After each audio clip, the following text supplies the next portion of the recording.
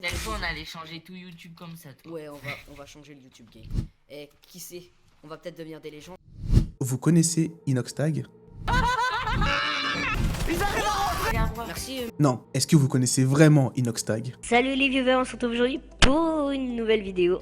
Je vous présente Inès Dany Benazouz. Il naît le 2 février 2002 aux portes de Paris dans le 92 à Levallois-Perret. Originaire d'une famille franco-algérienne avec d'une part sa mère qui est française, infirmière anesthésiste, et de l'autre son père d'origine algérienne qui dirige une société de chauffeurs. Il est présenté comme un fils unique d'après les informations qu'il nous laisse transparaître. Le jeune Inès passera la plupart de son enfance à Orgeval dans les Yvelines, loin mais près de la capitale française. Dès petit, il arborera ce sourire iconique qui veut dire à la fois j'ai des rêves et je ferai tout pour les réaliser. Inès est un enfant très vif qui aime s'amuser et surtout amuser la galerie. Sans faire de grands efforts au collège et au lycée, il plafonne autour de 12-13 de moyenne. Et d'ailleurs, c'est à l'école primaire qu'on va voir les premières apparitions du youtubeur avec un moniteur qui va déformer son prénom, transformant ainsi Inès en Inox. Je sais pas comment il a fait, je sais pas. Dès lors, on voit déjà les prémices d'un avenir radieux. Dès le début, Inès a une passion pour les jeux vidéo et surtout pour un jeu phare, empereur du YouTube gaming pendant des décennies, Minecraft.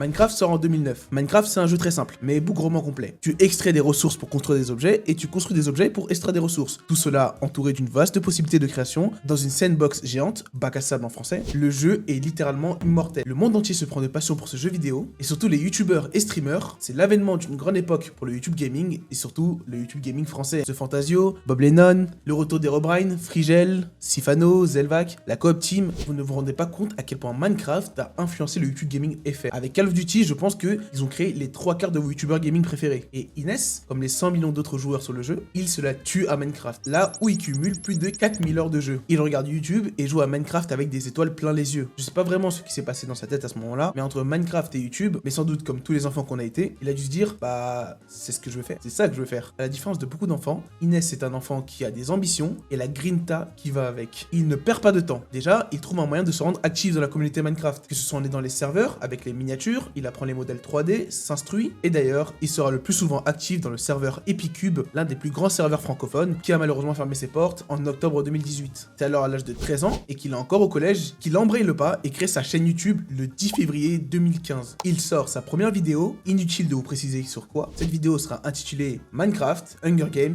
le début d'une grande aventure. J'arrête pas de me dire en vrai que ce titre a un double sens incroyable, quand on voit que c'est sa première vidéo, et qu'on voit qu'est-ce qu'il est devenu aujourd'hui. Et c'est à partir de là qu'on voit la naissance de Inoxtag. Pourquoi pas juste Inox, comme l'avait dit son moniteur? Bah parce que le pseudo était déjà pris. De plus, rajouter tag, ça fait référence au pseudo des artistes, graphistes du milieu d'internet, ce qui rappelle ses débuts, notamment dans la communauté Minecraft. On remarque déjà son travail à travers les miniatures de ses premières vidéos. Dès ses premières vidéos, on retrouve son style bien à lui, sa jovialité, son énergie débordante et sa proximité avec sa communauté, qui à l'époque devait être de l'ordre de 10 personnes. Les miniatures sont travaillées, il parle bien, surtout pour un jeune ado âgé d'à peine 13 ans, et malgré son jeune âge, il comprend vite une chose, à force de manger du YouTube matin, midi, soir, se démarquer des autres, il doit mettre l'accentuation sur une chose, le professionnalisme. Il se forme pour soigner son travail et ses vidéos, afin qu'on ait plus l'air de regarder juste un jeune ado qui fait des vidéos, mais vraiment un youtubeur à part entière. Globalement, ses premières vidéos sont des concepts qu'on voyait déjà sur le YouTube Minecraft, c'est-à-dire des PVP, des Skywars, des Skyfall, avec une ribambelle d'highlights. Ah oui, et ça, c'est sa première intro.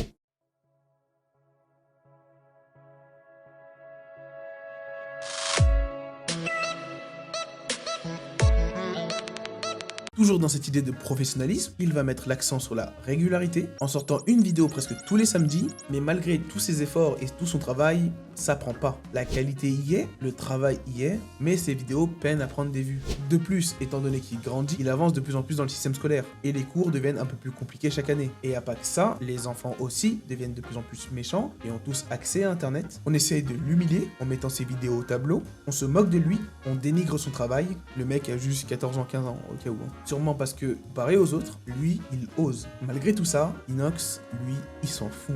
Vous vous rappelez ce que je vous ai dit à propos de ce sourire? Vous allez vite comprendre une chose, il n'arrêtera jamais d'essayer. Il va continuer ses vidéos dans son coin pendant quelques années, toujours avec cette envie de faire comme les grands qui l'inspirent. Pendant ce temps, de l'autre côté de l'océan Atlantique, s'est créé un autre pan du gaming, et surtout du YouTube gaming. Dans un studio avec une notoriété relative, situé en Caroline du Nord aux États-Unis, vous le sentez venir, c'est la création d'un jeu tournant d'une génération entière, j'ai nommé Bienvenue chez les Ch'tis. Non, je rigole, Fortnite. Fortnite est un jeu qui est sorti le 25 juillet 2017. Son mode Sauver le monde n'accroche pas vraiment. Et c'est 3 mois plus tard, avec l'arrivée d'un nouveau mode de jeu, que tout va changer, la venue du Battle Royale. 100 joueurs s'affrontent sur une île, le but, être le dernier survivant, en récupérant des armes, des ressources, en construisant des structures, tout en évitant la tempête qui réduit la zone du jeu. Ce Battle Royale reprend la mode instaurée par H1Z1 et PUBG, eux-mêmes inspirés d'un film japonais. Rendons à César ce qui est à César. Le monde entier se prend d'admiration pour ce jeu, et le YouTube Gaming sent le vent tourner. L'ère de la nouveauté a sonné, et notre petit Inès, il a flairé l'occasion. Sur les conseils d'un certain Kawabunga, à qui Inox faisait ses miniatures durant son temps libre, il décide de se lancer dans l'aventure et préparer du contenu sur le jeu d'Epic Games. Avec toujours cette même énergie, cette même volonté de bien faire, et là, comparé aux autres fois, ça commence à prendre. Mais vraiment, ça prend. Et surtout depuis un certain live où Inox va recevoir un don de 1130 €. Alors maintenant, quand on sait les sommes que gagnent les youtubeurs, ça peut paraître dérisoire. Mais je vous rappelle qu'il vient de commencer et c'est un enfant. C'est énorme, c'est énorme. Ses parents eux-mêmes ne le croyaient pas, à moins de voir l'argent dans leurs propres mains. Avec ça viennent beaucoup plus de vues, beaucoup plus d'abonnés, de visibilité. Il semblerait que le rêve du petit Inès commence pas à pas. Il va faire une autre rencontre, il va marquer un tournant dans sa carrière. Un autre jeune homme, avec une énergie tout autant débordante que la sienne, tout autant bousillé du cerveau que lui, j'ai nommé Miguel Macholi, a.k.a. Michou. Il commence les lives à 2, le public adore, il kiffe l'énergie qu'il dégage. De plus en plus de jeunes se mettent à regarder leurs vidéos, car les jeunes arrivent plus facilement à s'identifier à eux, car à la différence des autres youtubeurs, quand t'es gosse et que tu vois d'autres gosses jouer, avec la voix tout autant aiguë que toi, qui n'a même pas mué, qui arrive à faire des choses extraordinaires, qui arrive à attirer des foules, recevoir des dons, il parle comme nous, il réagit comme nous, avec des cris, des fous rires, qui sont à la fois drôles et immatures, tu arrives plus facilement à te dire qu'en fait, Inox c'est moi, ou c'est mon pote. Surtout moi je me rappelle, quand on était jeunes, quand on avait à peine 12-13 ans, c'était un peu la honte de dire qu'on regardait du Inoxtag ou du Michou. Que leur contenu était fait pour les enfants, comme s'il n'y avait pas de valeur derrière, et qu'il n'y avait pas de travail. Alors, le jeune Inès continue ses vidéos, les lives, il gagne de plus en plus d'abonnés, accède à des événements, des compétitions, surtout au niveau de Fortnite, certains même qui gagnera, comme la PGW où il gagnera le Lamador, ou d'autres compétitions. Il commencera les collaborations, sur le chemin, il va se faire plein de nouveaux compagnons, qui vont l'accompagner dans cette aventure qu'est le YouTube Game, notamment la fameuse Team Crouton. C'est un collectif avec Valouz, le Bouzeux, Doc Jay-Z, PG, Apo, Dobby. Selon les époques, certains membres sont plus actifs que d'autres. Ensemble, ils vont faire des vidéos. On y voit un groupe d'amis qui prennent du plaisir à jouer ensemble, à faire des vidéos, des concepts, mais surtout des voyages. Les fameux voyages de la Team Crouton. Ils font découvrir leur communauté des pays, Afrique du Sud, Belgique, Mexique, États-Unis et bien d'autres destinations. Et très rapidement, Inès, il réussit à se démarquer des autres. D'abord par son énergie qui déborde. Inox, c'est quelqu'un qui est constamment en mouvement, il surréagit de manière excessive, il assumait pleinement sa personnalité explosive. Cette intensité, ça le rendait immédiatement plus reconnaissable dans les vidéos du groupe. Ensuite, il s'est distingué par son rythme de publication. Et surtout, il a compris une chose, c'est qu'avec son ambition, il pouvait faire bien plus que du YouTube Gaming. Il testait de nouveaux concepts, ne laissait jamais sa chaîne inactive. Cette régularité lui a permis de fidéliser une audience, de rester constamment visible sur YouTube, de se créer une vraie communauté. Inoxtag a construit un personnage très fort. Il est à la fois drôle, spontané, parfois maladroit, mais toujours authentique. Il ne cherche pas à paraître parfait, c'est ce qui renforce sa proximité avec sa communauté. Les spectateurs avaient l'impression de suivre quelqu'un de vrai, avec ses excès, ses réussites et ses échecs. La Team Crouton a donc été un véritable tremplin pour lui. Elle lui a offert de la visibilité grâce à sa personnalité unique et son investissement. Inoxtag a ensuite pu développer son propre univers, évoluer vers des contenus plus ambitieux, devenir l'un des créateurs les plus influents de sa génération. De plus, c'est en 2019 que Inox va prendre une autre dimension. Lui et Michou sont annoncés par Webedia, ils signent à Talent Web, label des nouveaux créateurs. Globalement, signer à Webedia, qu'est-ce que ça va leur apporter? Des locaux avec leur studio, une notoriété, maintenant une vraie équipe de production, plus de moyens de production, et il en fallait pas plus pour lancer Inoxtag. Et accessoirement, cette année, il passe le 1 million d'abonnés. Inoxtag, Inoxtag, Inoxtag, Inoxtag. J'ai mon mili, j'ai mon mili. À partir de là, on entre dans une nouvelle ère pour Inox. Inox, c'est plus seulement le gars drôle de Fortnite. Il devient un créateur qui comprend un truc essentiel. Si tu veux durer, tu dois évoluer. Il a déjà la communauté, l'énergie, les moyens. Maintenant, il lui faut les concepts. Et c'est là qu'il commence à changer. Au début, ça se voit doucement. Les vidéos deviennent plus travaillées, plus longues, plus scénarisées, avec beaucoup plus d'événements. On regarde plus juste une partie de jeu vidéo, on regarde une aventure. Et surtout, il commence à mettre en avant un thème qui va devenir central dans sa carrière. Encore aujourd'hui, les défis. Pas le défi je fais top 1 ou je sais pas. Le défi, je me le met en difficulté dans la vraie vie. On le voit avec les vidéos IRL, les expériences, les concepts où il faut tenir mentalement, physiquement et socialement. Petit à petit, il se construit une nouvelle image de créateur qui ose. Puis arrive 2021, et là, les lives les propulsent encore plus loin. Il participe à des événements caritatifs comme le Z-Event. Les audiences sont énormes. Le fait de pouvoir rassembler un nombre absurde de personnes d'un coup, ça lui prouve un truc, il peut faire plus que des simples vidéos. Il peut créer des moments. Et là, à ce moment-là, c'est comme si son cerveau s'était dit un truc. Ok, on va arrêter de jouer les petits. En 2022, il passe à l'étape suivante. Les défis deviennent concrets, physiques, brutaux. Des trucs comme littéralement faire Paris-Roubaix à vélo, 320 km. Des formats d'endurance où on voit sa souffrance, sa fatigue mentale, ses entraînements durs. Mais surtout, on le voit jamais abandonner. Il va jusqu'au bout. Le public adore parce que c'est plus seulement drôle, c'est inspirant. Et pour moi, c'est ça qui fait un bon créateur de contenu. Pas seulement celui qui va t'amuser, te faire peur, c'est aussi celui qui va te faire grandir, évoluer. Il te fait comprendre que tout est possible et qu'on a de frontières que notre mental. Et pendant que tout le monde se demande c'est quoi son prochain délire, lui préparait déjà beaucoup plus grand. Une chose qui germait dans sa tête depuis un moment, un truc à la frontière du délire et de l'imagination. Genre de truc que si tu racontes à tes proches et à tes potes, ils vont te répondre ouais c'est ça, sauf qu'ils sont pas au courant de la folie qui habite Inès. Il annonce en 2023, il veut gravir l'Everest. Et là, il y a genre tout le monde qui est en mode quoi? What the fuck? Et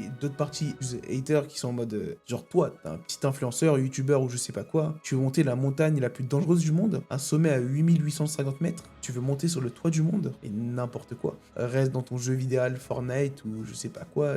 Des conneries. Sauf que vous commencez à connaître le personnage, c'est le genre de truc qui lui fait esquisser un sourire, qui rentre dans une oreille et qui ressort par l'autre. Donc, pas de perte de temps. Avant même l'annonce du défi, il décide de tout changer. Son quotidien, lui d'un nature frêle, habitué à manger de la malbouffe, il décide de se reprendre en main, en commençant par ses habitudes alimentaires et ses habitudes sportives. Il va s'accompagner d'un youtubeur fitness que vous connaissez, Idriss, de Manga Workout, qui sera son coach tout au long de son périple. Ils vont commencer par une vidéo transformation physique, où on voit que le Inès, il a pris du muscle, du poids, et que c'est plus le jeune ado qui mangeait son Uber Eats et ses sushis en live. Cette vidéo apparaît comme un vrai foreshadowing. Il devient sportif, athlétique, il prend du muscle, de l'endurance, il va commencer à poster ses vidéos de préparation, il est de moins en moins présent sur les plateformes, il se concentre pour préparer son défi. Il participe à un triathlon, il enchaîne les journées d'entraînement extrêmes, il passe 5 jours où il traverse la Corse à pied, il dort dans des montagnes, expose son corps à des situations et des températures extrêmes, les documente, explique son ressentiment, il va même gravir le Mont Blanc, un pic à 4800 mètres quand même. Après avoir vu tout ça, les gens sont en mode attends, il était sérieux dans son histoire de l'Everest là? Mais tente pas ça petit gars, tu vas mourir. Il y a des gens qui passent leur vie à essayer de gravir l'Everest, c'est pas toi petit con qui va arriver et réussir, tu vas te ridiculiser. Vous connaissez le personnage, on s'en fout. Difficile à croire qu'on a toujours devant nous ce jeune avec cette voix aiguë, frêle, fou, immature. En fait, si, on l'a toujours devant nous. Sauf que maintenant, il a plus de moyens pour réaliser ses conneries. Et il peut faire des conneries beaucoup plus grosses. Et le 6 avril 2024, il nous sort cette vidéo, au revoir YouTube. Il nous explique que c'est juste un au revoir. Il a la dernière ligne droite pour l'ascension finale. Et là, blackout. Plus aucun contenu pendant quelques mois. On n'aura plus de nouvelles d'Inox jusqu'au 31 août 2024 où il sort un trailer avec un seul mot qui ressort dans toutes les bouches, Kaizen. Concept japonais qui prône l'amélioration de soi-même avec le Kai qui veut dire changer et Zen qui veut dire pour le mieux. C'est le nom de son futur long métrage qui racontera son épopée. Maintenant, on sait qu'il l'a fait, mais est-ce qu'il a réussi? Le monde entier reste dans l'attente de ce récit. Autant les détracteurs que les fans qui veulent la réponse à la question, m'a-t-il donné raison? Et le 14 septembre 2024 sort Kaizen. Kaizen, c'est le récit d'un pari fou. Il décide de passer un an de sa vie à se transformer pour tenter l'Everest. Au début, ça ressemble juste à un concept YouTube un peu barré. Puis très vite, le film bascule dans le réel. La discipline, la douleur, l'humilité, cette progression lente où chaque petit pas compte. Le documentaire joue sur une tension simple mais puissante. À cette altitude, il n'y a plus de personnages, il n'y a plus d'Inox, plus de mise en scène, juste Inès, Benazouz et le froid. L'épuisement, le mental, la peur de ne pas réussir, et c'est là que Kaizen devient fort. Il ne raconte pas seulement un sommet, il raconte une transformation. L'Everest n'est plus juste un but, c'est une preuve d'un changement, d'une maturité qui s'est gagnée au prix fort. À la sortie de son long métrage, qui sera d'ailleurs diffusé au cinéma, comme à chaque fois que quelqu'un entreprend quelque chose de nouveau, la critique tombe directement. D'une part, on a les cinéphiles qui considèrent que Kaizen n'a pas à être considéré comme un film, encore moins à être diffusé en salle, et que sa production n'a rien d'impressionnante. Je pense que c'est sûrement parce que c'est le fait que c'est un youtubeur et qu'il fasse un film. Et de l'autre, les alpinistes considèrent ça infâme. Ils considèrent qu'avec son contenu, il a dénaturé le sommet, il a enlevé de la symbolique de l'Everest et a fait de ce lieu sain pour eux un lieu instagrammable. Mais vous savez, ils s'en foutent.